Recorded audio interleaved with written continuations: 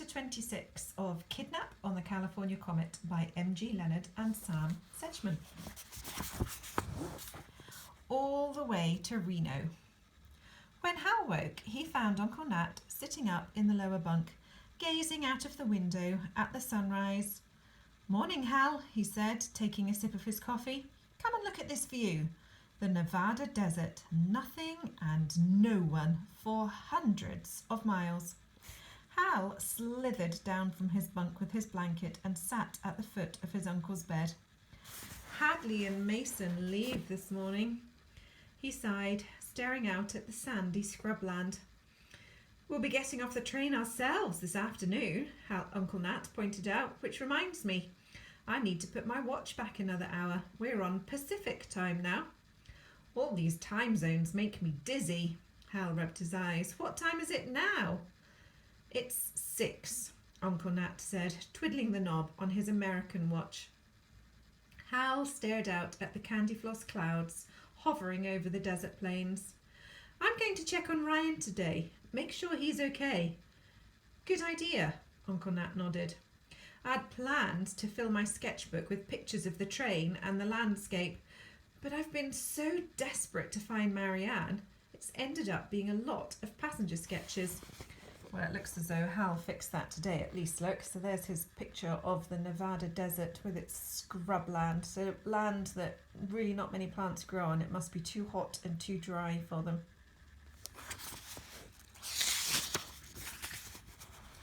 "Perhaps, once the Morettis have left, you should take some time to sketch something else. It might help you think." Hal nodded. "I can't make the pieces of the puzzle fit." "You can't solve every mystery, Hal," Uncle Nat shrugged. "I want to know that Marianne's all right," Hal said, as telephone wires rose and dipped alongside the track. Clumps of sickly-looking grass sprouted through the desert's sand-baked crust.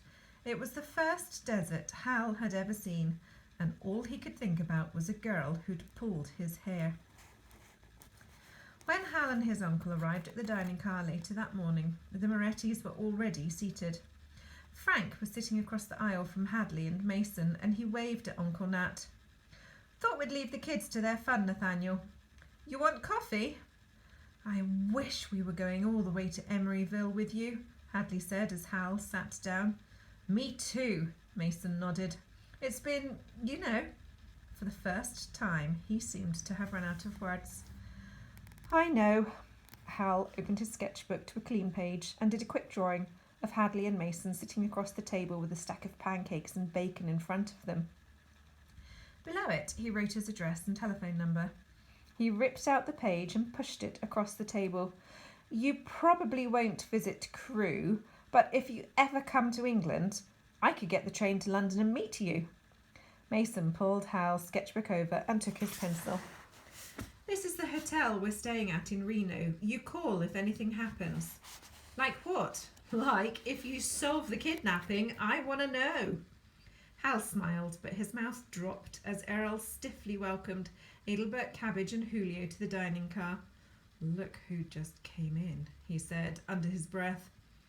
Errol sat Adelbert beside the door, telling her she'd have to leave with Julio when the carriage filled up. She looked bleary-eyed, and Hal noticed her lips were stained pink. Taking his pencil back from Mason, he drew her in his book as swiftly and accurately as he could. "Don't both look at once," Hal whispered. "But Adelbert's hairline is pale, a white blonde. The red frizzy beehive is a wig." Mason shoved a pancake into his mouth and dropped his fork to the floor, casually looking at Adelbert as he picked it up. "You're right." So what can you infer about Mason dropping his fork? He did it on purpose, didn't he, to give him an excuse to look at Adelbert. "And that coat," Hal muttered. "It's huge and long. It must be pretty hot, but she never takes it off." "Eat up, kids," Frank said from across the aisle. "We've got to finish packing." "The Comet waits 15 minutes at Reno," Hadley said as she and Mason got up from their seats. "Let's go into the station and get a paper. There might be more news about Marianne." Hal nodded. I'll meet you on the platform. Once the Morettis were gone, Uncle Nat came and sat opposite Hal. Do you fancy pancakes? I'm not hungry, Hal said, staring past his uncle at Adelbert Cabbage. My stomach thinks it's night time. What are you drawing? Uncle Nat looked, then glanced at Adie. Ah, I see. I think she's got something to do with the kidnapping, Hal said under his breath, but I don't know what. That was her lipstick Hadley found in the Silver Scout. I'm sure of it. Reno Station was sunk into the ground. The tracks into the city were laid in a deep trough. High concrete walls boxed in the platforms, creating shade in which the waiting passengers stood. Stepping out onto the platform, Hal felt the desert heat cling to his skin. Blinking at the blazing sun, he spotted the Morettis heaving their bags down from the luggage car. I'm going to get a newspaper and say goodbye, he called back to Uncle Nat, who was standing in the doorway of the train. Hal ran to join Hadley and Mason.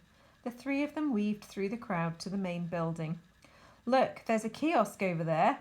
Hadley pulled a handful of change from her pocket and went over to buy a Los Angeles Times. She held up the paper as Hal and Mason joined her. Marianne was still front page news. Oh, they've pulled out another tooth! Hal gasped, reading the headline. The article described how a second tooth had been delivered to Razor Technologies in the early hours of the morning.